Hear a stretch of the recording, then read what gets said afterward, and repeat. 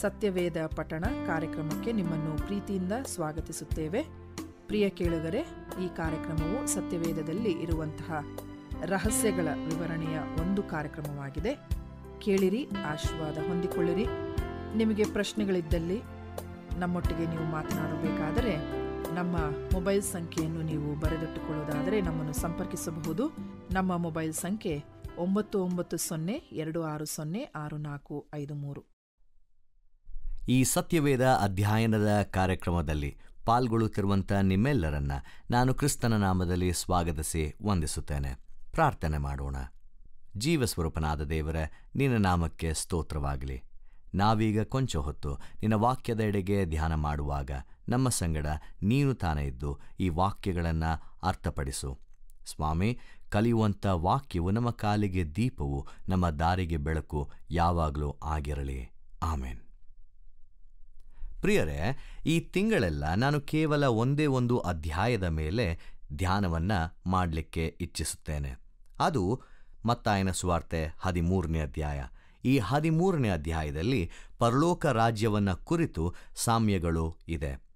ಇದೇ ರೀತಿಯಾದಂಥ ಸಾಮ್ಯಗಳು ನಮಗೆ ಮಾರ್ಕನ ಸುವಾರ್ತೆ 4ನೇ ಅಧ್ಯಾಯ 1-20 ವಚನಗಳು, 30-34 ವಚನಗಳು ಹಾಗೂ ಲೂಕನ ಸುವಾರ್ತೆ 8ನೇ ಅಧ್ಯಾಯ 4-15 ವಚನಗಳು ಹಾಗೂ 13ನೇ ಅಧ್ಯಾಯದ 18 ಹಾಗೂ 19ನೇ ವಚನದಲ್ಲಿ ನಾವು ಕಾಣುತ್ತೇವೆ. ಅಲ್ಲಿಗೆ ಈ ಪರಲೋಕ ರಾಜ್ಯದ ಕುರಿತು ಸಾಮ್ಯಗಳನ್ನು ಈ ದಿನ ಧ್ಯಾನ ಮಾಡಲಿಕ್ಕೆ ಇದ್ದೇವೆ. ಆರಂಭದಲ್ಲಿ ಈ ಸಾಮ್ಯ ಅನ್ನುವುದು ಏನಾಗಿರುತ್ತದೆ? ಅನೇಕ ಬಾರಿ ನಾವು ಅನೇಕ ಮಾತುಗಳನ್ನು ಕೇಳುತ್ತೇವೆ, ಆದರೆ ಎಷ್ಟು ಮಾತುಗಳನ್ನು ನಾವು ಗ್ರಹಿಸುತ್ತೇವೆ? ಈ ಮತ್ತಾಯನ ಸುವಾರ್ತೆ 19ನೇ ಅಧ್ಯಾಯ 9ನೇ ವಚನ ಹೇಳುತ್ತೆ, ಕಿವಿಯುಳ್ಳವನು ಕೇಳಲಿ. ಇದು ಕೇವಲ ಒಂದು ಫಿಸಿಕಲ್ ಹಿಯರಿಂಗ್ ಅಲ್ಲ. ಮಾತುಗಳು ನಮ್ಮ ಕಿವಿಯ ಮೇಲೆ ಬೀಳುವಂತಹ ಒಂದು ಪ್ರಕ್ರಿಯೆ ಅಲ್ಲ, ಆದರೆ ಎಷ್ಟರ ಮಟ್ಟಿಗೆ ಅದನ್ನು ನಾವು ಗ್ರಹಿಸುತ್ತೇವೆ ಅನ್ನುವಂಥದ್ದು ಅದರ ಅರ್ಥ ಇಲ್ಲಿ ಆಗಿರ್ತದೆ. ಅಲ್ಲಿಗೆ ಈ ಸಾಮ್ಯದ ಕುರಿತು ನಾವು ನೋಡುವಾಗ ಈ ಸಾಮ್ಯ ಅಥವಾ ಆಂಗ್ಲ ಭಾಷೆಯಲ್ಲಿ ಪ್ಯಾರಬಲ್ ಅಂದರೆ ಏನು? ಗ್ರೀಕ್ ಪದ ಪ್ಯಾರಬೋಲೆ ಅನ್ನುವಂಥ ಪದದಿಂದ ಈ ಪ್ಯಾರಬಲ್ ಅನ್ನುವಂಥದ್ದು ಬಂದಿರ್ತದೆ. ಈ ಪ್ಯಾರಬೋಲೆ ಅನ್ನುವಾಗ ಅದು 2 ಪದಗಳನ್ನು ಹೊಂದಿರ್ತದೆ. ಒಂದು ಪ್ಯಾರಾ ಅಂದರೆ ಅಲಾಂಗ್ ಸೈಡ್, ಜೊತೆಗೆ, ಹಾಗೂ ಬ್ಯಾಲೋ ಅನ್ನುವಂಥದ್ದು ಟು ಥ್ರೋ. ಇದನ್ನು ಲಿಟರಲಿ ನಾವು ನೋಡುವಾಗ ಟು ಥ್ರೋ ಅಲಾಂಗ್ ಸೈಡ್ ಅಂದರೆ ಯಾವುದಾದ್ರೂ ಒಂದು ವಿಷಯವನ್ನು ಸ್ಪಷ್ಟವಾಗಿ ತಿಳಿಸಲು ಅದರ ಜೊತೆಗೆ ಒಂದು ಕಥೆಯನ್ನು ಹೇಳಲಾಗ್ತದೆ, ಒಂದು ಉಪಮೇಯವನ್ನು ಹೇಳಲಾಗ್ತದೆ. ಅದನ್ನು ಸಾಮ್ಯವೆಂಬುದಾಗಿ ಕರೆಯಬಹುದು. ಇಲ್ಲಿ ಈ ಸಾಮ್ಯದ ಉದ್ದೇಶಗಳೇನಿರಬಹುದು ಎಂಬುದಾಗಿ ನಾವು ನೋಡುವಾಗ ಈ ಸಾಮ್ಯವನ್ನು ಬಹಳ ಸರಳವಾದಂಥ ವಿಷಯಗಳನ್ನು ತೆಗೆದುಕೊಂಡು ವರ್ಣಿಸಲಾಗ್ತದೆ. ಈಗ ಅಲ್ಲಿ ಸುತ್ತಮುತ್ತ ನಡೆಯುತ್ತಿದ್ದಂತಹ ವ್ಯವಸಾಯ, ಮೀನುಗಾರಿಕೆ, ಕುಟುಂಬ, ಹಣ, ಕೆಲಸ, ಈ ರೀತಿಯಾದಂಥ ವಿಷಯವನ್ನು ತೆಗೆದುಕೊಂಡು ಅದರಲ್ಲಿ ಅಡಗಿರುವಂತಹ ಆತ್ಮೀಕ ಒಂದು ಸತ್ಯತೆಯನ್ನು ಹೊರಗಿಡುವಂಥದ್ದು ಈ ಸಾಮ್ಯದ ಒಂದು ಉದ್ದೇಶವಾಗಿದೆ. ಎರಡನೇದಾಗಿ, ಈ ಸಾಮ್ಯದ ಮೂಲಕ ಅಡಗಿರುವಂತಹ ಆಳವಾದ ಅರ್ಥವನ್ನು ಬಹಳ ಸುಲಭವಾಗಿ ನೆನಪಿನಲ್ಲಿಡಲು ಸಹಾಯಿಸುತ್ತದೆ. ಇಲ್ಲಿ ಒಂದು ವಿಷಯವನ್ನು ನಾವು ನೋಡಿಕೊಳ್ಳಬೇಕು. ಮತ್ತಾಯನ ಸುವಾರ್ತೆ 13ನೇ ಅಧ್ಯಾಯ 11ನೇ ವಚನವನ್ನು ನೋಡುವಾಗ ಈ ವಿಷಯ ಎಲ್ಲರಿಗೂ ಕೊಟ್ಟಿಲ್ಲ, ನಿಮಗೆ ಮಾತ್ರ ಕೊಟ್ಟದೆ ಎಂಬುದಾಗಿ ಹೇಳುವಾಗ ಯಾಕೆ ಯೇಸುಸ್ವಾಮಿ ಈ ಪರಲೋಕ ರಾಜ್ಯದ ಕುರಿತು ವಿಷಯಗಳನ್ನು ಕೆಲವರಿಂದ ಬಚ್ಚಿಡಬೇಕಾಗಿತ್ತು? ಯೇಸುಸ್ವಾಮಿ ತಾನು ಮುಂದಿನ ಹಾದಿಯಲ್ಲಿ ಹೋಗುತ್ತಿರುವಾಗ ಆತನನ್ನು ಹಿಂಬಾಲಿಸುತ್ತಿದ್ದಂಥದ್ದು 2 ಗುಂಪಿನ ಜನ. ಒಂದು ಆ ಸ್ವಾಮಿಯ ನಿಕಟ ಗುಂಪಿನಲ್ಲಿದ್ದಂತಹ ಶಿಷ್ಯರ ಮಂಡಳಿ, ಹಾಗೂ ಎರಡನೆಯದಾಗಿ ಆತನಿಂದ ಹೇಗಾದರೂ ಏನಾದರೂ ಒಳಿತನ ಹೊಂದಿಕೊಳ್ಳಬೇಕು, ಸ್ವಸ್ಥತೆಯನ್ನು ಕಾಣಬೇಕು, ನಮ್ಮ ಕಷ್ಟಗಳು ಪರಿಹಾರವಾಗಬೇಕು, ಅಷ್ಟಾದರೆ ಸಾಕು ಅನ್ನುವಂಥ ಬಯಕೆಯಲ್ಲಿ ಬರುತ್ತಿದ್ದಂತಹ ಮತ್ತೊಂದು ಗುಂಪು. ಅದೇ ಮತ್ತೊಂದು ಗುಂಪಲ್ಲಿ ಇನ್ನೊಂದು ಭಾಗದ ಜನ ಯೇಸುಸ್ವಾಮಿಯನ್ನು ಟೀಕೆ ಮಾಡುತ್ತಿದ್ದಂಥವರು. ಯೇಸುಸ್ವಾಮಿಯ ವಿಷಯಗಳಲ್ಲಿ ಭರವಸೆಯನ್ನು ಇಡದೆ ಇದ್ದಂಥವರು.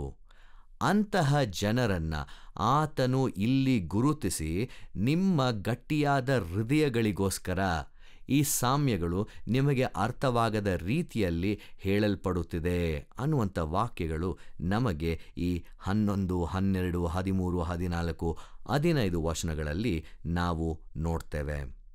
ಇಲ್ಲಿ ಒಂದೆಡೆ ಎಲ್ಲರಿಗೂ ಈ ಪರಲೋಕ ರಾಜ್ಯದ ಕುರಿತು ಗುರುತಾಗಬೇಕು, ಇನ್ನೊಂದೆಡೆ ಗುರುತಾದರೂ ಸಹ ಆ ಜನರ ಗ್ರಹಿಕೆಗೆ ಬಾರದಿರುವ ಹಾಗೆ ಇರುವಂಥ ವಾಕ್ಯಗಳು ಇದಾಗಿವೆ ಅನ್ನುವಂಥದ್ದು ಇಲ್ಲಿನ ಒಂದು ಉದ್ದೇಶ ಆಗಿರುತ್ತದೆ. ಈಗ ಈ ದಿನದ ವಾಕ್ಯದೆಡೆಗೆ ನಮ್ಮ ಗಮನವನ್ನು ಹರಿಸೋಣ. ಕೇಳುವುದು ಗ್ರಹಿಸುವಂಥದ್ದು ಹಾಗೂ ದೇವರ ರಾಜ್ಯದಲ್ಲಿ ಫಲವನ್ನು ಬಿಡುವಂಥದ್ದು. ಮತ್ತಾಯನ ಸುವಾರ್ತೆ 13ನೇ ಅಧ್ಯಾಯ ಮೊದಲ 23 ವಚನಗಳು ಒಂದು ಸಾಮ್ಯದ ಕುರಿತು ಮಾತನಾಡಲಾಗ್ತದೆ. ಈ ಸಾಮ್ಯ ನಮ್ಮೆಲ್ಲರಿಗೂ ಬಹಳ ಚಿರಪರಿಚಿತ ಇರುವಂತಹ ಸಾಮ್ಯ. ಇದು ಬಿತ್ತುವವನ ಸಾಮ್ಯ. ಈ ಬಿತ್ತುವವನ ಸಾಮ್ಯವು 2 ಭಾಗವಾಗಿ ವಿಂಗಡಿಸಲಾಗಿದೆ. ಮೊದಲ 9 ವಚನಗಳು, ಅದಾದ ನಂತರ 18ರಿಂದ 23 ವಚನಗಳು. ಈ 2 ಭಾಗದಲ್ಲೂ ಮೊದಲನೆಯದಾಗಿ ಯೇಸುಸ್ವಾಮಿ ದೋಣಿ ಹತ್ತಿದವನಾಗಿ ಈ ಸಾಮ್ಯವನ್ನು ಎಲ್ಲರಿಗೂ ಹೇಳುತ್ತಾನೆ. ಆದರೆ ಅದರ ಕುರಿತು ಅರ್ಥವನ್ನು ಹೇಳುವಾಗ ಕೇವಲ ಶಿಷ್ಯರಿಗೆ ಮಾತ್ರವೇ ತಿಳಿಸುತ್ತಾನೆ. ಈ ಒಂದು ನಿಟ್ಟಿನಲ್ಲಿ ಈ ಸಾಮ್ಯವನ್ನು ಅರ್ಥ ಮಾಡಿಕೊಳ್ಳುವುದಕ್ಕೂ ಹಾಗೂ ಈ ಸಾಮ್ಯದ ಮೂಲಕ ನಾವು ಏನು ಕಲಿಯಬೇಕು ಅನ್ನುವುದಕ್ಕೂ ನಾವು ಕಲಿಯೋಣ. ಈ ಒಂದು ಸಾಮ್ಯದಲ್ಲಿ 4 ರೀತಿಯ ನೆಲದ ಕುರಿತು ನಮಗೆ ಪರಿಚಯಿಸಲಾಗ್ತದೆ. ಈ 4 ರೀತಿಯ ನೆಲಗಳು ನಮ್ಮ ಹೃದಯದ ಸನ್ನಿವೇಶವನ್ನು, ಹೃದಯದ ಸ್ಥಿತಿಗತಿಗಳನ್ನು ಹೊರಹಾಕುವಂಥದ್ದು ಆಗಿರ್ತದೆ. ಮೊದಲನೆಯದಾಗಿ 4ನೇ ವಚನ ಹಾಗೂ 19ನೇ ವಚನ. 4ನೇ ವಚನ ಹೇಳುತ್ತದೆ, ಕೇಳಿರಿ, ಬಿತ್ತುವವನು ಬಿತ್ತುವುದಕ್ಕೆ ಹೊರಟನು. ಅವನು ಬಿತ್ತುವಾಗ ಕೆಲವು ಬೀಜ ದಾರಿಯ ಮೊಗ್ಗುಲಲ್ಲಿ ಬಿದ್ದವು, ಹಕ್ಕಿಗಳು ಬಂದು ಅವುಗಳನ್ನು ತಿಂದುಬಿಟ್ಟವು. 19ನೇ ವಚನ, ಯಾವನಾದರೂ ಪರಲೋಕ ರಾಜ್ಯದ ವಾಕ್ಯವನ್ನು ಕೇಳಿ ತಿಳುಕೊಳ್ಳದೆ ಇರುವಲ್ಲಿ ಸೈತಾನನು ಬಂದು ಆ ಮನುಷ್ಯನ ಮನಸ್ಸಿನಲ್ಲಿ ಬಿತ್ತಿದ್ದನ್ನು ತೆಗೆದುಹಾಕುತ್ತಾನೆ. ಈ ಮನುಷ್ಯನೇ ಬೀಜ ಬಿದ್ದ ದಾರಿ ಮೊಗ್ಗಲಾಗಿರುವವನು. ಈ ವಾಕ್ಯವನ್ನು ನಾವು ಗಮನಿಸುವಾಗ ಯಾರು ವಾಕ್ಯವನ್ನು ಕೇಳಿ ಅದನ್ನು ಅರ್ಥೈಸಿಕೊಳ್ಳುವುದಕ್ಕೆ ವಿಫಲರಾಗುತ್ತಾರೆ, ಅಂತಹ ಗುಂಪಿನ ಜನರನ್ನು ನಾವು ಇಲ್ಲಿ ನೋಡುತ್ತೇವೆ. ಯಾವಾಗ ವಾಕ್ಯ ಬೀಳುತ್ತದೆ, ತಕ್ಷಣವೇ ಅಲ್ಲಿರುವಂತಹ ವೈರಿಯು ಆ ಒಂದು ವಾಕ್ಯವನ್ನು ಅವರಿಂದ ತೆಗೆದೊಯ್ಯುತ್ತಾನೆ. ಅವರ ಹೃದಯಗಳು ಎಷ್ಟು ಕಲ್ಲಾಗಿವೆ ಎಂದರೆ ಅದು ಯಾವ ಮಾತ್ರಕ್ಕೂ ಕಾರ್ಯಕ್ಕೆ ಬಾರದಿರುವಂಥವು ಆಗಿರ್ತದೆ. ನೀವೀಗ ಈ ಹಳ್ಳಿಗಳ ಸುತ್ತಮುತ್ತಲು ನೋಡುವುದೇ ಆದರೆ ಅಲ್ಲಿ ಕಾಲ್ದಾರಿಗಳಿರ್ತದೆ. ಆ ಕಾಲ್ದಾರಿಯ 2 ಕಡೆ ಹುಲ್ಲುಗಳು ಬೆಳೆದಿರ್ತದೆ. ಆದರೆ ಆ ಕಾಲ್ದಾರಿಯಲ್ಲಿ ಮಾತ್ರವೇ ಯಾವುದೇ ರೀತಿಯಾದಂಥ ಹುಲ್ಲನ್ನು ಕಾಣುವುದಿಲ್ಲ. ಕಾರಣ ಏನು? ನಡೆದು ಆ ನೆಲ ಗಟ್ಟಿಯಾಗಿ ಯಾವುದೇ ರೀತಿಯಾದಂತಹ ಬೆಳೆ ಅಥವಾ ಹುಲ್ಲು ಅಥವಾ ಯಾವುದೇ ರೀತಿಯಾದಂಥ ಗಿಡ ಬೆಳೆಯದೇ ಇರುವಂತಹ ಪರಿಸ್ಥಿತಿಯಷ್ಟು ಆ ನೆಲ ಗಟ್ಟಿಯಾಗಿ ಹೋಗಿರ್ತದೆ. ಇಲ್ಲಿ ವಾಕ್ಯ ನಾವು ಎಷ್ಟು ಬಾರಿ ಕೇಳಿದರೂ ನಮ್ಮಲ್ಲಿ ಕಾರ್ಯ ಮಾಡುವುದಕ್ಕೆ ಸಾಧ್ಯವಾಗುವುದಿಲ್ಲ. ಕಾರಣ ಯಾಕೆ? ನಮ್ಮ ಹೃದಯ ಅಷ್ಟು ಗಟ್ಟಿಯಾಗಿ ಹೋಗಿವೆ. ನಾವು ಪರೀಕ್ಷೆ ಮಾಡಿಕೊಳ್ಳಬೇಕು. ನಮ್ಮ ಜೀವಿತದಲ್ಲಿ ಯಾವುದಾದರೂ ಒಂದು ಕಾರ್ಯ ನಮ್ಮನ್ನು ದೇವರ ವಾಕ್ಯ ಗಟ್ಟಿಯಾಗಿ ನೆಲೆಯೂರದೆ ಇರುವುದಕ್ಕೆ ತಡೀತಾ ಇದೆಯಾ? ಅದು ನನ್ನಲ್ಲಿರುವಂಥ ಅಹಂ ಆಗಿರ್ಬೋದು, ಅಥವಾ ನನ್ನಲ್ಲಿರುವಂತಹ ಯಾವುದೋ ಒಂದು ಕಹಿ ಅಂಶ ಆಗಿರಬಹುದು, ಅಥವಾ ನನ್ನಲ್ಲಿರುವಂತಹ ಅಪನಂಬಿಕೆಯೂ ಸಹ ಆಗಿರಬಹುದು. ಅನೇಕರು ಈ ಸಾಲನ್ನು ಹೇಳುತ್ತಾರೆ, ನನ್ನ ನಂಬಿಕೆ ನನಗೆ, ನಿನ್ನ ನಂಬಿಕೆ ನಿನಗೆ. ಇಲ್ಲಿ ದೇವರ ವಾಕ್ಯದೆಡೆಗೆ ನಮ್ಮ ಗಮನ ಬರುವಾಗ ಒಂದನ್ನು ನಾವು ಯಾವಾಗಲೂ ಅರ್ಥ ಮಾಡಿಕೊಳ್ಳಬೇಕು. ದೇವರ ವಾಕ್ಯವನ್ನು ಕೇಳುವಂಥವರು, ಗ್ರಹಿಸಿಕೊಳ್ಳುವಂಥವರು, ಅವರ ನಂಬಿಕೆ ಹೆಚ್ಚಾಗಿ ಯಾವಾಗಲೂ ಬೆಳೆಯುತ್ತಾ ಹೋಗುತ್ತದೆ. 2ನೆಯ ನೆಲದ ಕುರಿತು ನಾವು ನೋಡೋಣ. 2ನೇದಾಗಿ ವಾಕ್ಯ 5, 6 ಹಾಗೂ 20, 21. ಇದರಲ್ಲಿ ನಾವು ಬಂಡೆಯ ನೆಲದ ಮೇಲೆ ಬಿದ್ದಿರುವಂತಹ ಬೀಜದ ಕುರಿತು ನೋಡುತ್ತೇವೆ. ಇಲ್ಲಿ ಸಂತೋಷದಿಂದ ಆ ವಾಕ್ಯ ಹೇಳ್ತದೆ, ಸಂತೋಷದಿಂದ ಆ ವಾಕ್ಯವನ್ನು ಸ್ವೀಕರಿಸುತ್ತಾರೆ. ಆದರೆ ತನಗೆ ಬೇರಿಲ್ಲದ ಕಾರಣ ಇವನು ಸ್ವಲ್ಪ ಕಾಲ ಮಾತ್ರವೇ ಇದ್ದು ಆ ವಾಕ್ಯದ ನಿಮಿತ್ತವಾಗಿ ಸಂಕಟವಾಗಲಿ ಹಿಂಸೆಯಾಗಲಿ ಬಂದರೆ ಬೇಗ ಎಡವಿ ಬೀಳುತ್ತಾನೆ. ಇದು ನೋಡಿ ನಾವು ಅನೇಕ ಬಾರಿ ದೇವರ ವಾಕ್ಯವನ್ನು ಭಾವೋತ್ಮಕರಾಗಿ ತೆಗೆದುಕೊಳ್ತೇವೆ. ಅಯ್ಯೋ, ಕೇಳುವುದಕ್ಕೆ ಎಷ್ಟು ಹಿತವಾಗಿದೆ, ನನಗೆ ಬೇಕಾಗಿರುವಂಥ ರೀತಿಯಲ್ಲೇ ಈ ವಾಕ್ಯವಿದೆ, ವಾವ್ ಚೆನ್ನಾಗಿದೆಯಲ್ಲ. ಆದರೆ ಆ ಭಾವನೆಯ ಒಂದು ಪರಿಮಿತಿ ಮುಗಿದು ಹೋದ ನಂತರ ಆ ಒಂದು ಕಾರ್ಯ, ಆ ಒಂದು ವಾಕ್ಯ ನನ್ನ ಜೀವಿತದಲ್ಲಿ ಹೇಗೆ ಕಾರ್ಯ ಮಾಡುವಂಥದ್ದಾಗಿರ್ತದೆ, ಆ ರೀತಿಯಾದಂಥ ಆಳವನ್ನು ನಾವು ರೀಚ್ ಆಗಿರುವುದಿಲ್ಲ. ಆ ಕಾರಣದ ಸಲುವಾಗಿ ಯಾವುದೇ ರೀತಿಯಾದಂಥ ಕಷ್ಟಗಳು ಬಂದಾಗ್ಯೂ, ಶೋಧನೆಗಳು ಬಂದಾಗ್ಯೂ ಆ ವಾಕ್ಯ ಬೇರಿಲ್ಲದ ಕಾರಣ ನಾವು ಬಿದ್ದು ಹೋಗುತ್ತೇವೆ. ಇಲ್ಲಿ ನಂಬಿಕೆ ಕೇವಲ ತಾತ್ಕಾಲಿಕ ಮಾತ್ರವಾದದ್ದು ಆಗಿರುತ್ತದೆ. ಯಾವುದೇ ರೀತಿಯಾದಂಥ ಒಂದು ಕನ್ವಿಕ್ಷನ್ ನನ್ನಲ್ಲಿ ನಮ್ಮಲ್ಲಿ ಇರುವುದಿಲ್ಲ. ಆ ಆಳ ಇಲ್ಲದೆ ಹೋಗಿರುವ ಕಾರಣದಿಂದ ನಾವು ಬಂಡೆಯ ಮೇಲೆ ಇರುವಂತಹ ಬೀಜವಾಗಿ ಸಂತೋಷದಿಂದ ಸ್ವೀಕರಿಸಿದರೂ ನಾವು ಸಂಪೂರ್ಣವಾಗಿ ನಂಬಿಕೆ ಇಲ್ಲದೆ ಇರುವಂಥ ಕಾರಣದಿಂದ ವಿಫಲರಾಗಿ ಹೋಗ್ತೇವೆ. ಅಲ್ಲಿಗೆ ನಾವು ನಮ್ಮಲ್ಲಿ ಪರೀಕ್ಷೆ ಮಾಡಿಕೊಳ್ಳಬೇಕಾಗಿದೆ.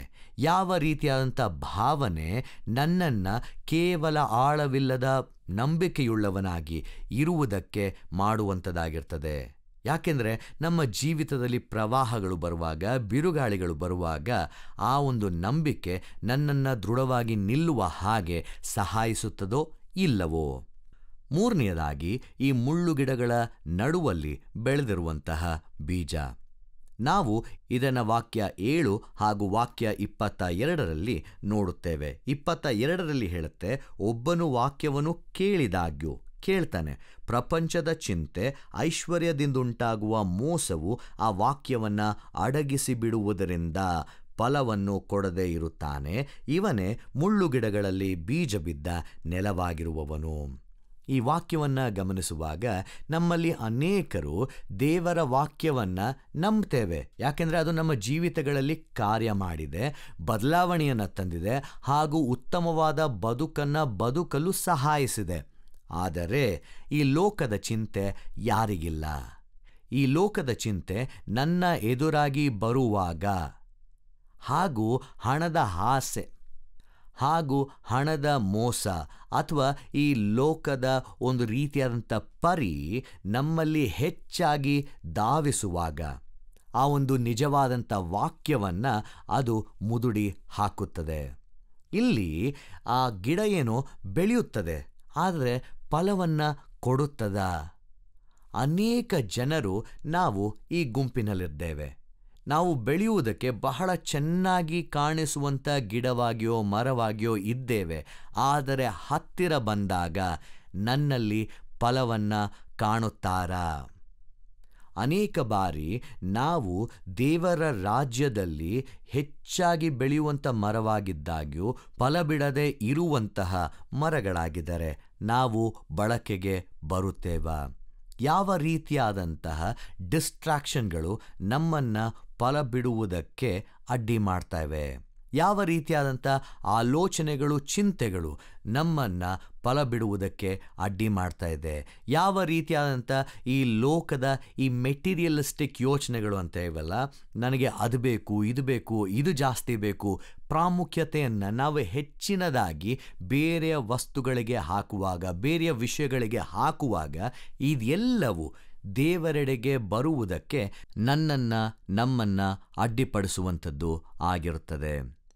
ಯಾವ ರೀತಿಯಾದಂಥ ನೆಲವಾಗಿರಬೇಕು ಹಾಗಾದರೆ? ವಚನ 8, ವಚನ 23.